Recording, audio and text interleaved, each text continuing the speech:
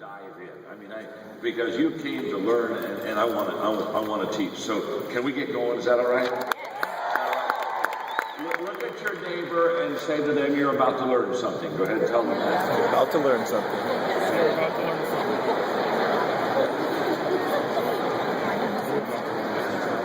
Look right back at the person who just told you that and say, and it's about time.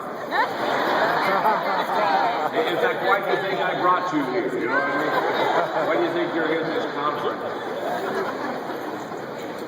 I want to talk to you about a book that came out recently that's been a #1 New York Times bestseller list for several weeks, called the 15 Invaluable Laws of Growth. Okay? Okay. Now those 2 or 3 people at the screen, they have got the book. Either that or they just like to scream. But sometimes they just like to scream. But let me talk to you for a second. I'm for the next 60 minutes. I'm going to give you stuff that has potential to truly change your life in a positive way. So I want you to get your paper or get your iPad and let's go. In fact, look at your neighbor and say, take good notes, okay? And tell them. Don't mess around here, okay? Yeah. You're ready, aren't you? I'm ready. Fasten your seatbelts. We're getting ready for a ride, okay? We're getting ready for a ride. You see, if I can come off stage and I can just talk one-on-one with you, okay? Just you and me. No one else, not 8,000, whatever here. Just you and me. And if I had, like, I don't know, 30 minutes with you personally, privately, and you looked at me and said, John, you understand success. Would you help me? What would you say to me that would help me to be successful in my life? I would ask you 2 questions. And these 2 questions will determine more the level of your success, not only in Beachbody, but in life, than the other 2 questions you'll ever ask yourself. The first question, if I could walk in your life, is I would ask you, what are you doing to develop yourself? In other words, what are you doing personally to get better? How are you growing you? What are you doing to grow yourself? In a moment, I'm going to begin to lay out the laws of growth for you. But I'm here to tell you that 99% of you here probably do not have a personal growth plan. A plan of which you commit yourself on a daily basis to grow yourself, which would lead me to the second question, what are you doing to develop others? What are you doing to develop your team? What are you doing to develop your inner circle? What are you doing to develop the people around you? What kind of a team are you building? Because in developing others, you compound everything. You compound time, you compound energy, you compound money, you compound influence. Everything compounds the moment that you learn how to develop other people. All highly successful people understand that principle, and so therefore they realize that what they're learning they've got to pass on to others, and how they're growing they've got to teach others how to grow, and they realize that you cannot take others where you haven't been yourself. And so what are you doing to grow yourself, and what are you doing to grow others? What are you doing to develop you? What are you doing to develop your team? Those are the 2 questions.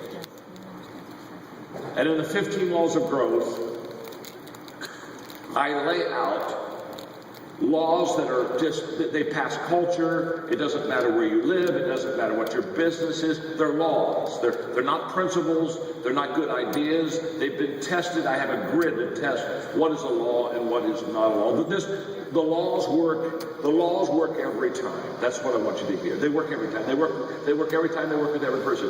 I have the largest leadership training organization in the world, Equip. We've trained 6 million leaders in 175 countries.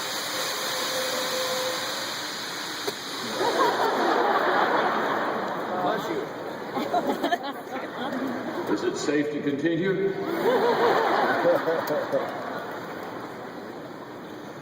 Nothing like Las Vegas, is there, huh? Nothing like Vegas. And these laws, I had a guy come up to me one time, and after I'd written the 21 Laws of Leadership, and he said, John, I don't like one of your laws. And I was signing books. I said, that's okay.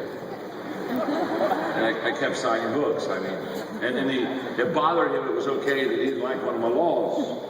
So he told me, he said, no, he said, I want you to understand, I don't like one of your laws. I said, it's okay.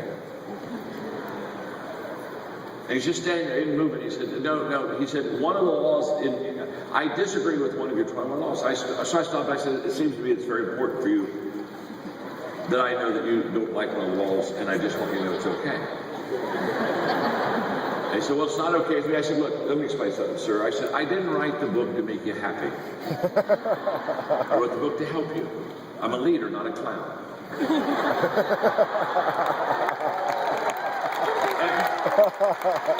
And I can truly care where, it doesn't bother me at all you like one of the laws. It's like a person saying, you know, I don't like the law of gravity. Just go up to a 4-story building and jump off. You see, immediately you'll buy the law. See, the laws never ask you if you like them. The laws say use them. Take them in your life. Because they'll truly change your life. And I'm not going to do all 15 laws. Of course I'm not going to do all 15. I don't have time to do 15. I mean, that takes a day to do 15 laws, okay? We've got an hour. So I'm going to give you maybe 4. Besides, why would I give you all 15 laws? You wouldn't buy the book. I've been doing this a long time, folks. We've been doing this a long time. Okay. So let's get going. Law number 1 is the law of intentionality. And the law of intentionality just says very simply, growth doesn't just happen. Because can I tell you something? Most people think growth just happens. My life changed in 1974 when I was having breakfast at the Holiday Inn in Lancaster, Ohio, and a man by the name of Kurt Kampmeyer looked at me and he said, John, what is your plan for personal growth and development? I'm in my early 20s, I'm a young leader, things are going pretty good. And I'm a little embarrassed because as a young leader I thought I always had to have an answer, and so when he asked me what my plan for personal growth was, I began to talk to him about how hard I worked and the things I did, and he just listened very quietly. Probably for 10 minutes, I was kind of like a plane circling an airfield. Are you with me? And it's trying to come in for a landing. I'm going around and around, and finally don't have anything else to say, so I just shut up and land that sucker. And as soon as I finished talking, he looked at me and said, "You don't have a plan, do you?" I said, "No, I don't have a plan." Then he said the words that changed my life. He said, "Growth is not an automatic process.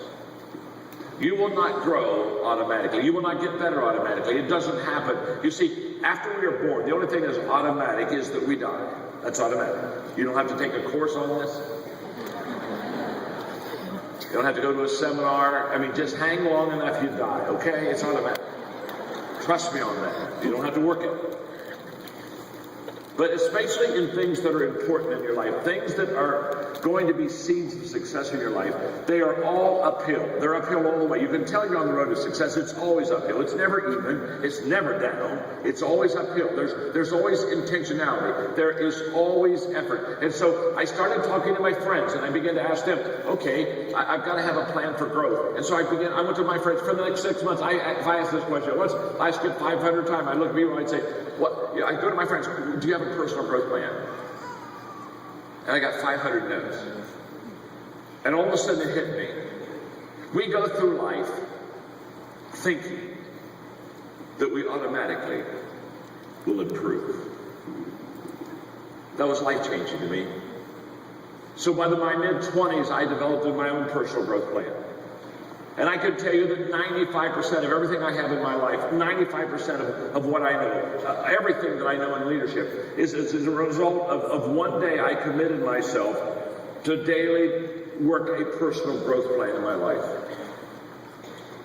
And the law, this is an amazing law because this law just says you have to be intentional in things that you need to do to be successful. Okay, James Allen. James Allen, in his book, As a Man Thinketh, said these words. He said, people are anxious to improve their circumstances, but they're not anxious to improve themselves. And they therefore remain bound. Good. I'll repeat it, it's powerful. It's not mine, it's James Allen.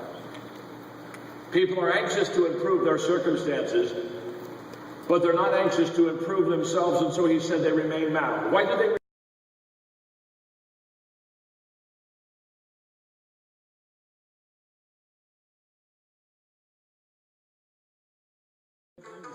You start on the inside. You grow first.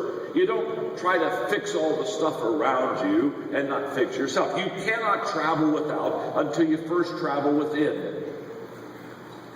That's a fact. And I run into people all the time. They want their problems solved. They want an easier way to success in business. And what they don't understand is that they're looking for gimmicks. They're looking for shortcuts. They're looking for secrets. I love the people that want to give you secrets to success. Dear God, help them. There are no secrets to success. It's so simple. It's so basic. I'll give it to you later.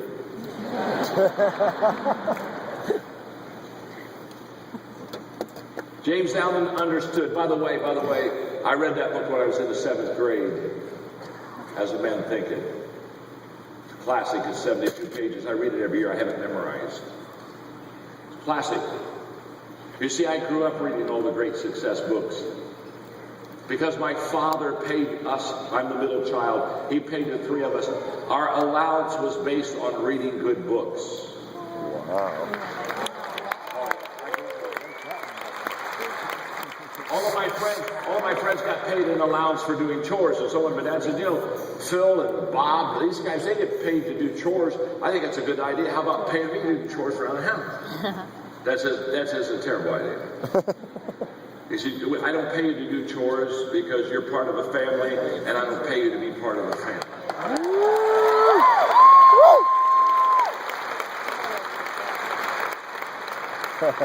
So let me explain it this way, that by the time you were born, John, you already owed your mother for 9 months of room and board. So shut up and take out the garbage, you know. And by the way, why would I pay you to take out the garbage unless I wanted you to grow up and be a garbage man? He said, I put my money where my values are. And we were required from the 7th grade on to read 30 minutes a day of required reading, of which he put the books in our hands. Wow.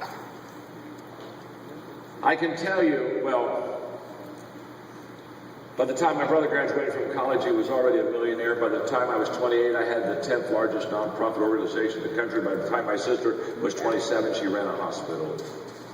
Listen to me very carefully. Listen to me very carefully.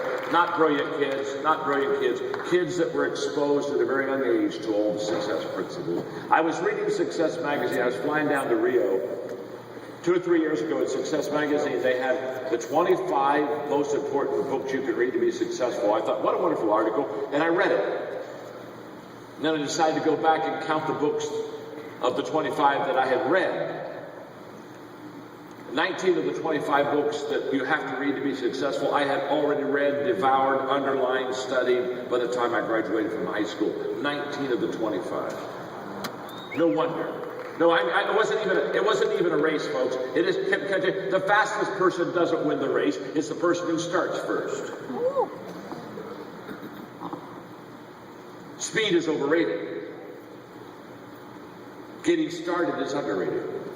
Especially getting started first. And what my father did is my father understood that if I can put the good stuff in my kids' lives, and I tell you that because some of you are parents. I did that for my children. I now do that for my grandchildren. They're on a reading program. Of course they're on a reading program. I pay them. We talk about the books. So as a Man Thinketh by James Allen, I grew up every year. I read that book from 7th grade, 8th grade, 9th. And by the time I graduated from high school, I said, this is the book I need to read every year. It's only 72 pages. There's nothing to it. And now what am I saying? Here's what I'm saying. What are you doing right now to intentionally grow yourself? What are you doing today to truly get better? It's a huge question. And if I could walk off the stage,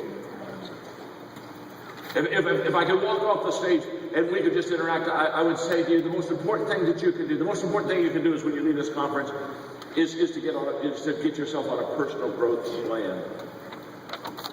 It changed my life. I'm still on a personal growth. I'm 66. I'm still on a personal growth plan. Law number 2. Law number 2. Okay. Law number 2. The law of the mirror. The law of the mirror says you must see value in yourself to add value to yourself. It's a huge law. In fact, it's so important, I'm going to sit down and talk to you, okay? Let's just sit down together here. You've got to see value. When you look in the mirror, you've got to see value in yourself to add value to yourself. If you don't see much value in you, you won't put much time in you. You won't put much energy in you. You won't put much money in you. You won't bet on yourself. If you don't see much value in you won't bet on yourself. You know what? If you don't see much value in you, you want somebody else to bet on you. You want somebody else to sponsor you. This is a law on self-image. And the law on self-image basically says, as you see yourself, you'll place value on yourself. And as you see others, you'll place value on them. So if you have a low self-image, you won't put much into you. And if you have a low self-image, you won't put much into others. I know that for a fact. I see it all the time. I watch and I observe people. And one of the greatest things you can do is begin to see value in yourself. And one of the great things I love about Beachbody, one of the great things I love about this type of an organization is they begin to help you see that you have potential and that you can succeed. And I love it when one of the diamonds was saying, I listen to me, you can do this, you can do this, you can do this. And all she was trying to do is just to kind of help you to understand that you're a person of worth and you're a person of potential. And if you see yourself as a person of worth, you'll bet on yourself. But if you don't see yourself as a person of worth, you won't bet on you. And what's sad is no one else will. Your self-image is the lid on your potential. And if you see yourself from a 1 to a 10 as a 4, you see yourself as below average. If this is my self-image right here, let me tell you something. My self-image will never allow me to get beyond who I think I am, what I think I can become.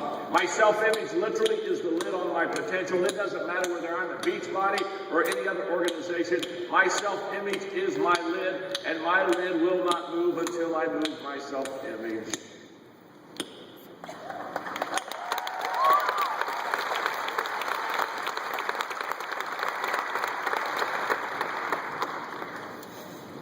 Now, my name's John, and I'm your friend. And trust me, I know what it is to develop people. We've trained 6 million of them in 175 countries. I understand this game very well. I understand it very well. And what I want you to hear from me now is the fact that you are selling yourself short.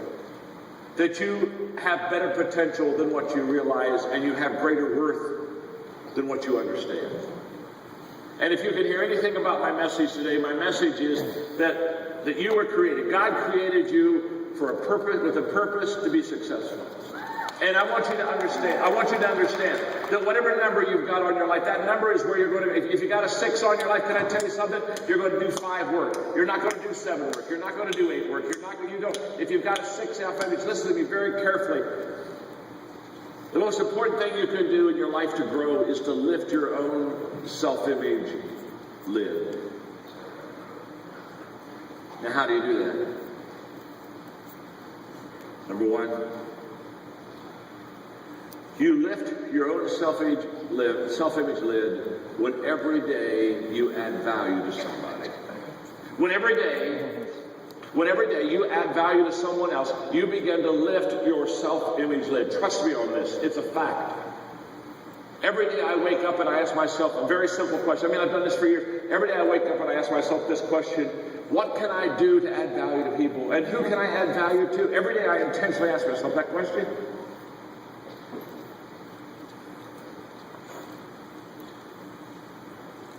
And every day I purposefully, intentionally add value to someone.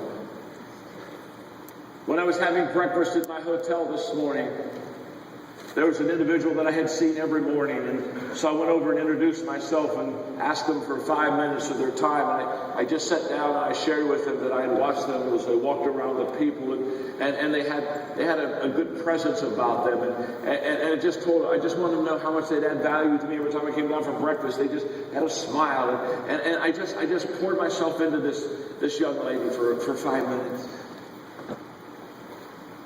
She walked away. I could tell. Well, I was adding value. I mean, you'll increase your self-image when you give yourself away. You see, Robert Louis Stevenson said, I determine success by how many seeds I sow daily. He said, it's the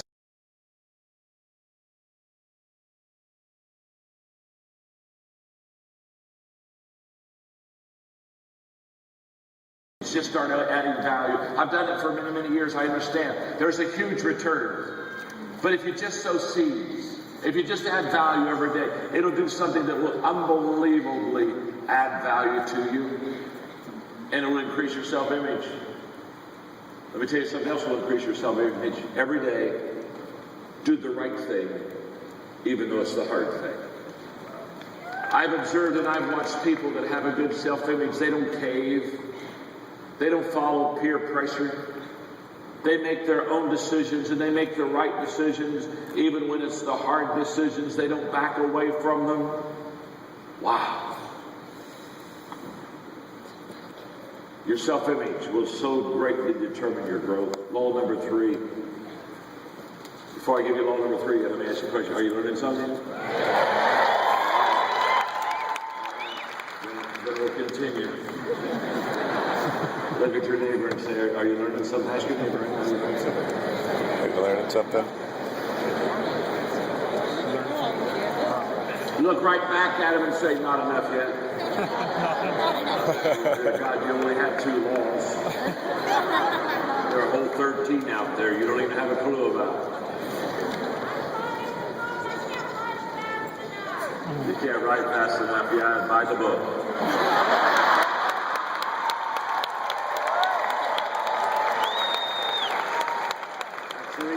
Fast. I don't expect you to keep up. Not my first rodeo. Not my first rodeo. Law number 3. Law number 3 is the law of awareness. The law of awareness says you must know yourself to grow yourself. Oh my gosh. If you're really going to grow you've got to know you. You've got to know yourself to grow yourself. You see, if you and I could have this personal conversation, one of the things I would ask you is, what are your strengths? You see, every one of you in the auditorium, you have 2, maybe 3, probably not, but could be 4 strengths. 4 is a little heavy, probably 2 or 3 is your number. Okay? 3 is my number. I thought it was 4. Margaret and I were having breakfast the other day talking about it, and she said, no, it's 3. I figured, then I'll be 2, then I'll be 1, then they just bury me, okay? But you have a strength. And one of the questions I would ask you if you and I were talking is, I would ask you, let's talk about your strength. Now I'm talking now about giftedness. I'm talking now about ability. I'm talking about how you are wired. This is not something that you chose. This is you. This is in your DNA. You have a strength. I have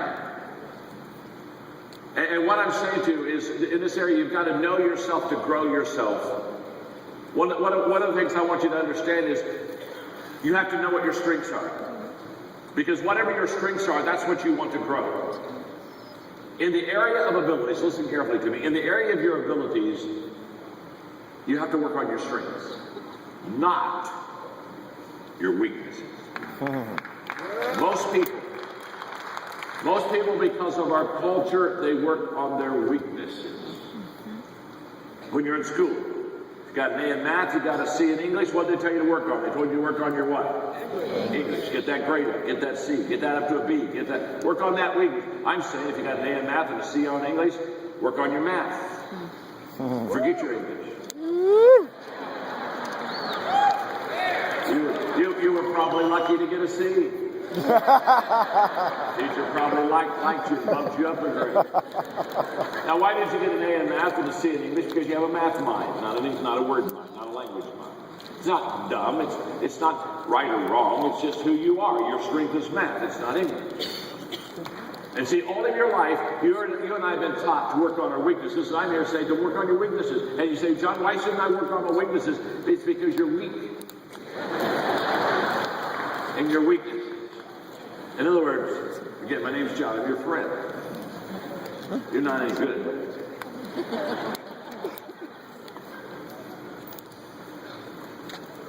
I'm here to set you free. You can only increase a gift or an ability 2 numbers.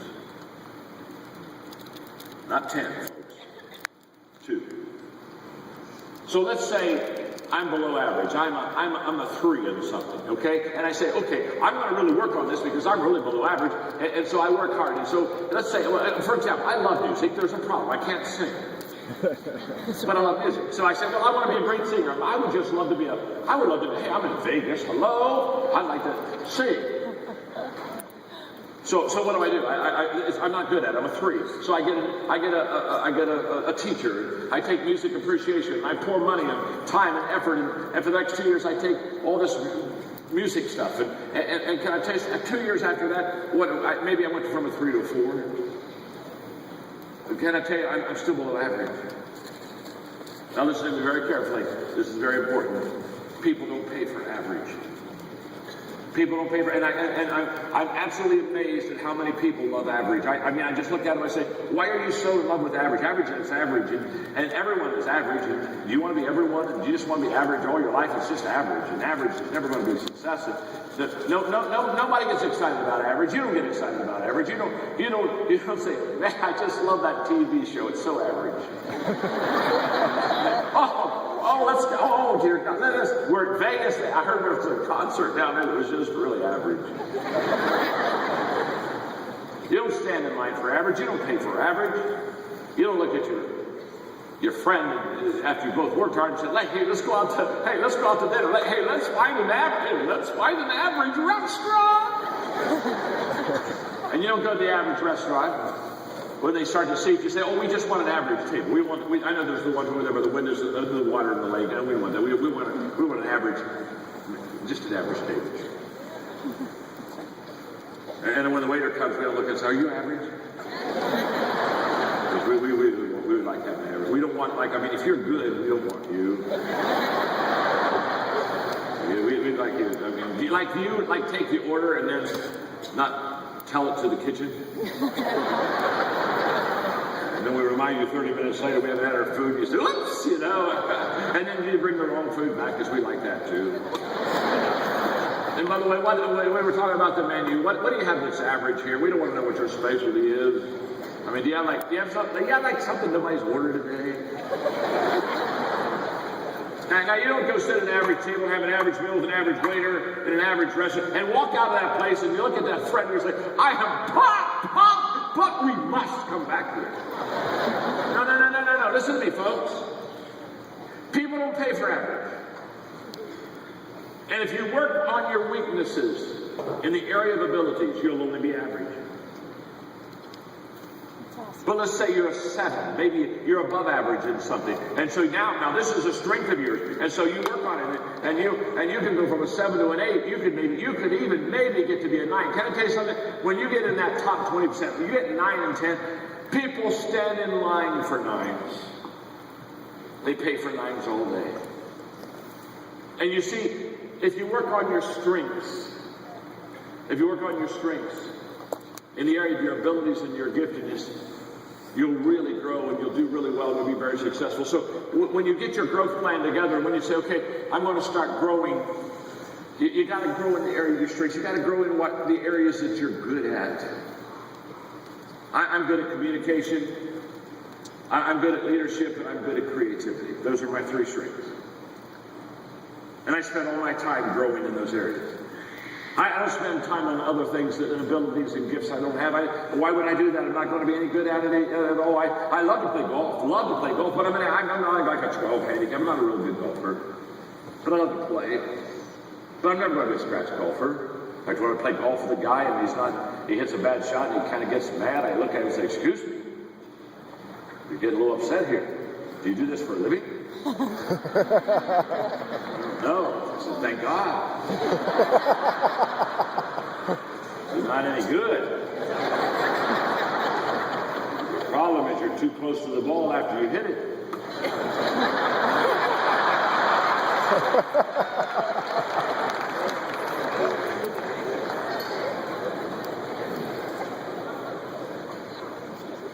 If you didn't get that, you don't belong here.